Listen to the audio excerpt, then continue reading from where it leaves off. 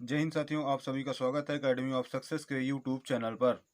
जैसा कि हमारा सरलीकरण अध्याय समाप्त हो चुका है, अब हम लघुत्तम समापवर्तक और महत्तम समापवर्तक देखेंगे। तो हमने आपको शुरू के ही वीडियो में लघुत्तम और महत्तम निकालना बता दिया था। तो यदि आप लघुत्तम और महत्तम को निकालने की ट्रिक्स और निकालने की कुछ विधियां जानना चाहते हैं तो आप हमारे यूट्यूब में जा करके प्लेलिस्ट में जा करके उसमें से संख्या पद्धति वाले प्लेलिस्ट में जाएंगे तो उसमें आपको लघुत्तम और महत्तम निकालने कुछ महत्वपूर्ण विधियां मिल जाएंगी। अब इसके आगे हम इसमें प्रश्न देखते हैं कि इसमें किस प्रकार के प्रश्न आते हैं, इनको हम किस प्रकार से हल कर सकते हैं। तो जैसे कि सबसे पहला प्रश्न आप देखेंगे तो इसमें लिखा है कि यदि दो संख्याएं 36 तथा 54 का महत्तम समापवर्तक 9 है तो उनके लघुत्तम समापवर्तक ज्ञात कीजिए। तो सबसे पहले हम यह जानते हैं दोस्तों कि इस प्रकार के प्रश्नों को किस प्रकार से हल करते हैं। तो जैसे कि जब भी आपको इस प्रकार के प्रश्न दे तो आपको एक सूत्र लगाना होता है। सूत्र यह होता है कि संख्या संख्या नंबर फर्स्ट और संख्या गुणे में दूसरी संख्या, अर्थात पहली संख्या और दूसरी संख्या, और इसके बराबर में लघुत्तम गुणे महत्तम होता है। लघुत्तम समापवर्त और गुणे महत्तम समापवर्त होता है। इन दोनों, अर्थात यदि हम पहली संख्या और दूसरी संख्या गुणा कर देते हैं तो उससे जो परिणाम आता है तो वह लघुत्तम और महत्तम का गुणनफल होता है। तो इसमें आप देखेंगे तो आपको पहली संख्या और दूसरी संख्याएं दी गई हैं। तो 36 गुणे 54 आपको दिया गया है। अब यदि हम इसका लघुत्तम, हमको पूछा है लघुत्तम, यदि हम x मान लेते हैं तो महत्तम हमें 9 दिया गया है। इस प्रकार से आप देखेंगे तो x बराबर 36 गुणे 54, और ये 9 उधर गुणे में है, इधर आ जाएगा तो बटे में हो जाएगा, तो 9 चौको 36 हो जाएगा। अब 54 का 4 में गुणा कर दीजिए। तो 54 का 4 में किस प्रकार से गुणा करते हैं कि 5 चौको 20 अर्थात 200 हो जाता है, और 4 चौको 16, टोटल 216 हो जाता है। तो इस प्रकार से आपका लघुत्तम समापवर्तक 216 हो जाता है। तो आपको यह सूत्र ज्ञात करना होगा कि यह लघुत्तम और महत्तम समापवर्तक का सूत्र होता है पहली संख्या गुणे दूसरी संख्या बराबर लघुत्तम समापवर्तक गुणे महत्तम समापवर्तक। ये आपका सूत्र होता है। तो इस सूत्र को आपको याद रखना होगा। तो जब भी इस प्रकार के प्रश्न आते हैं तो आपको इस प्रकार के प्रश्न बन जाएंगे। हालांकि ये तो बहुत ही सरल सवाल था। जब इसके आगे हम देखेंगे तो कुछ इस प्रकार के कठिन सवालों को किस प्रकार से इस सूत्र के द्वारा हल करते हैं ये हम देखेंगे। अब जैसे कि इसी में हम दूसरा प्रश्न देखते हैं तो दूसरा प्रश्न हमसे क्या बोल रहा है कि इसमें तीन संख्याओं का अनुपात 1, 2 और 3 है, उनका महत्तम समापवर्तक हमें दिया गया है, तो हमें संख्याएं बतानी है। जैसे कि यहाँ पास अनुपात दिया गया है संख्याओं का, तो आप इस प्रकार में हमेशा उन संख्याओं को ही, उस जो अनुपात दिया होता है उस अनुपात को ही आप संख्या मान लीजिए। तो यदि आप मानते हैं कि आपके पास संख्या 1, 2 और 3 है, इसको आप यूनिट में मान सकते हैं। तो जैसे कि 1 यूनिट, 2 यूनिट और 3 यूनिट आपकी संख्याएं हैं। अब इसका ही आप महत्तम समापवर्तक निकालिए। तो 3, 2 और 1 का महत्तम समापवर्तक निकालेंगे तो 1 हो जाएगा। महत्तम समापवर्तक क्या होता है कि वह बड़ी से बड़ी संख्या जिससे दी गई संख्याएं पूरी तरह से विभाजित हो जाती हैं। तो एक ही ऐसी बड़ी संख्या है जिससे कि 1, 2 और 3 अर्थात तीनों संख्याएं पूर्णतः विभाजित हो सकती हैं। अब इसमें आपके पास कितना है कि एक, जब इनका आपने महत्तम निकाला, जो कि आपने संख्याएं मानी थी 1, 2, 3, तो इसका महत्तम आपके पास 1 आया, अर्थात हमारे पास 1 यूनिट इनका महत्तम समापवर्तक आया। लेकिन प्रश्न में इसका महत्तम समापवर्तक 12 दिया, तो 1 यूनिट बराबर 12 हो जाएगा। अब आपसे पूछा संख्याएं बताइए, तो पहली संख्या 1 यूनिट है, जैसे कि इसमें हमने माना था 1 यूनिट, तो 1 यूनिट का मान 12 है। इसी प्रकार से 2 यूनिट है, 1 यूनिट बराबर यदि 12 है तो 2 यूनिट बराबर 24 हो जाएगा। इसी प्रकार से 3 यूनिट, तो 3 यूनिट बराबर आपको 3 गुणे 12 हो जाएगा, तो 12 3 36 हो जाएगा। तो आपके पास संख्याएं 12, 24 व 36 हो जाएंगी। तो इस प्रकार से आप अनुपात वालों का लघुत्तम व महत्तम जब भी आपको अनुपात में दिया हो तो इस प्रकार से आप निकाल सकते हैं। अब मान लीजिए जैसे कि इस प्रश्न में तो आपको महत्तम दिया गया था दूसरे वाले प्रश्न में। अब हम तीसरा प्रश्न देखते हैं। तो तीसरे प्रश्न में आप देखेंगे तो आपको तीनों संख्याओं का लघुत्तम समापवर्तक दिया गया है और संख्याओं का अनुपात भी अलग दिया गया है, ना कि 1, 2 और 3 दिया गया है। तो इसको किस प्रकार से हल करते हैं तो आइए हम समझते हैं। जैसे कि हमने पहले भी आपको बताया है कि जब भी आपको इस प्रकार के प्रश्न दे तो आपको जो भी अनुपात दिया होता है उसी को संख्या मान लेना होता है। अब जब हम इसी में, जैसे कि यहाँ पास 3 संख्याओं का अनुपात दिया गया है, अब हमारे कहने का अर्थ ये था कि आप इन्हीं को संख्याएं मानिए। तो इसको आप मान के चलिए कि आपके पास ये 3 यूनिट, एक संख्या 3 यूनिट है, दूसरी 4 यूनिट है और तीसरी 5 यूनिट है।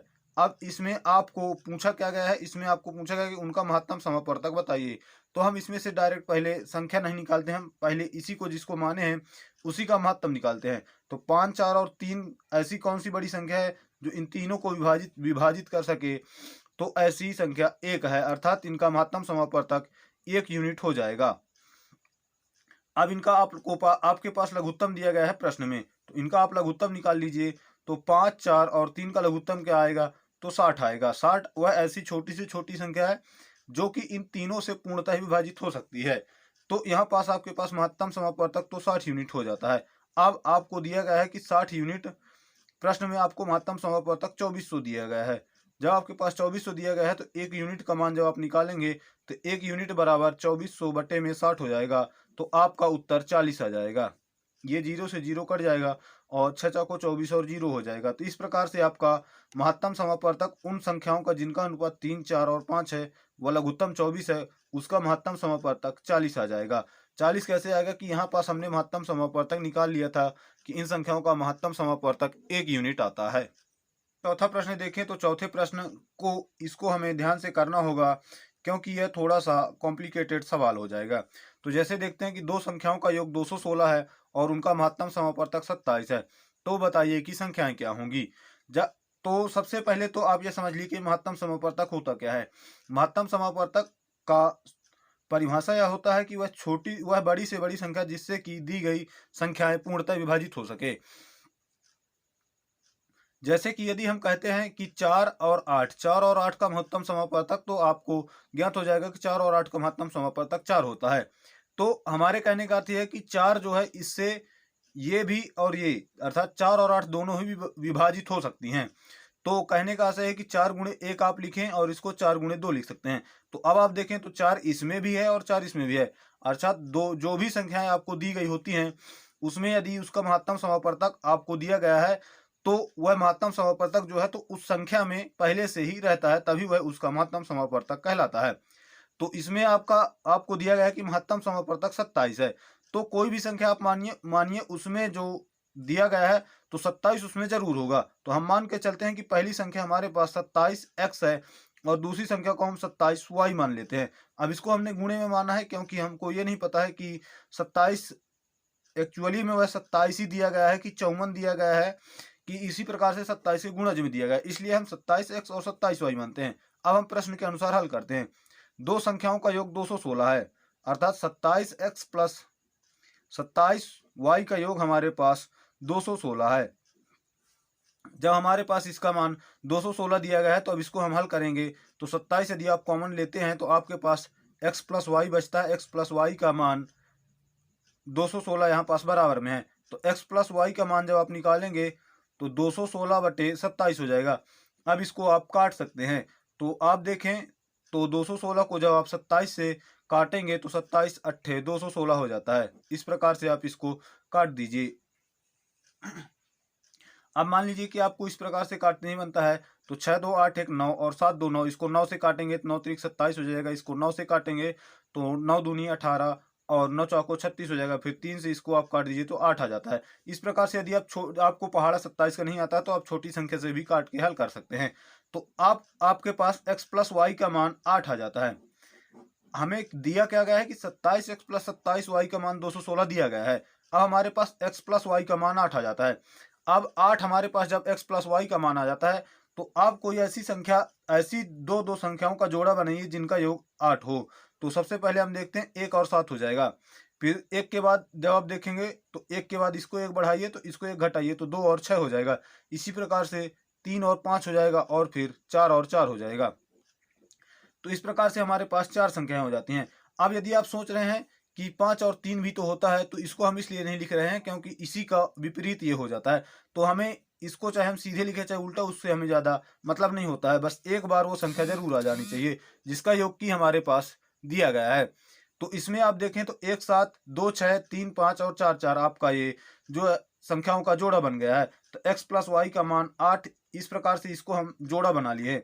अब इसमें हमको यह ढूंढना है कि इनमें से सह अभाज्य संख्याएं कौन सी हैं। सह अभाज्य का मतलब ये होता है कि जिनका महत्तम समापवर्तक 1 हो। तो इसमें आप देखेंगे तो 1 और 7 का महत्तम समापवर्तक 1 है।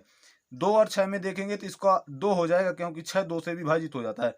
3 और 5 का 1 हो जाएगा क्योंकि ये आपस में विभाजित नहीं हो सकते हैं। 4 और 4 का देखेंगे तो 4 हो जाएगा क्योंकि ये दोनों संख्याएं तो समान ही हैं। तो अब हमारे पास सहअभाज्य संख्याओं का जोड़ा 1 और 7 हो जाएगा और उसके बाद 3 और 5 हो जाएगा। अब एक बार हम x बराबर 1 मानते हैं, y बराबर 7, एक बार x बराबर 3 और y बराबर 5 मान करके इसमें हम इसका मान रख कर चेक कर लेते हैं। तो 27 गुणे x को हम 1 माने हैं प्लस 27 गुणे y को हम 7 माने हैं, इसके बराबर यदि 216 होता है तो इसका उत्तर जो है तो इसका यह जो संख्याएं हैं वह सही हो जाएं। तो जब आप इसको हल करेंगे तो इसमें आप देखेंगे कि 27 से कम 27 हो जाएगा और 27 सत्ते यदि आप देखते हैं 7 सत्ता 49 और 7 दूनी 14 4 18 हो जाएगा तो 189। इसका मान 216 आना चाहिए तब ये प्रूफ हो सकता है।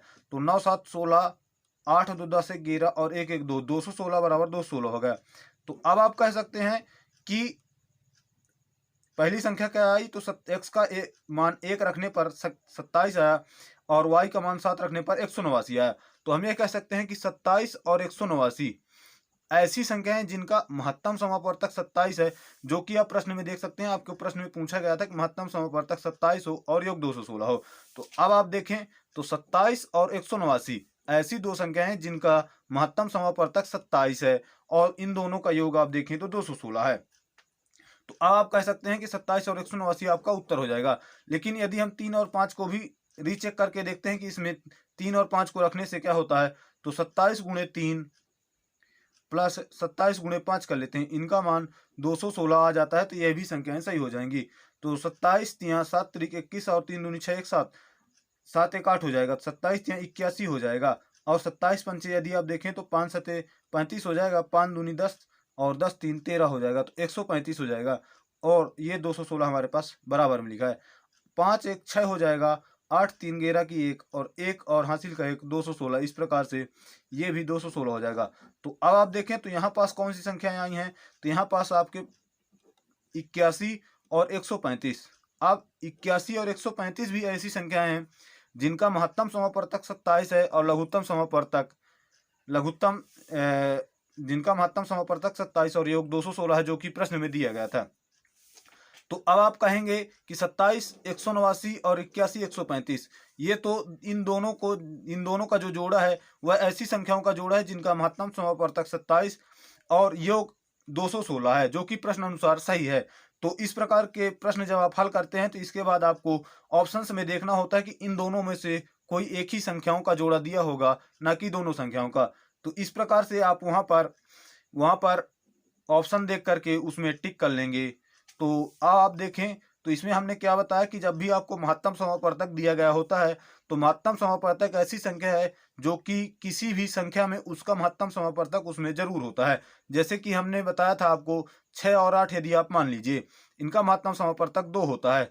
तो अब आप देखें तो 6 में 2 किस प्रकार से है, तो 2 गुणे 3 करेंगे, 2 गुणे 4 करेंगे, तो ये 2 जो है तो 6 में भी होगा 8 में भी होगा। तो हमने इन दोनों को 27 127 वाली संख्याएं मानी, उसके बाद प्रश्न अनुसार हल करते गए और यहाँ पास हम देखें जब हमारे पास x प्लस वाई का योग आ गया तो हमने जोड़ा बनाया कि उन दो संख्याओं का जोड़ा बनाया जिनका योग 8 होता है। उसके बाद हमने सहअभाज्य संख्याएं ली। सहअभाज्य संख्याएं क्या होती हैं, जिनका महत्तम समापवर्तक 1 होता है। उसके बाद हमने इन दोनों जोड़ों को x और y का मान इस समीकरण में जो कि हमारे प्रश्न अनुसार दिया गया था उसमें हमने रख के चेक किया। तो अब आप देखें कि अब आपने पाया कि इन दोनों संख्याओं को रखने से हमारे पास जो संख्याएं प्राप्त होती हैं वह प्रश्न अनुसार सही होती हैं। इसके बाद हम ऑप्शन के अनुसार देखते हैं तो उसमें देखते हैं कि इसमें से ऑप्शन कौन है। यदि मान लीजिए ये है तो ये हमारा उत्तर हो जाएगा। आज के लिए इतना ही दोस्तों। अगर आपको ये वीडियो पसंद आया तो हमारे वीडियो को लाइक करें और हमारे चैनल को सब्सक्राइब जरूर करें।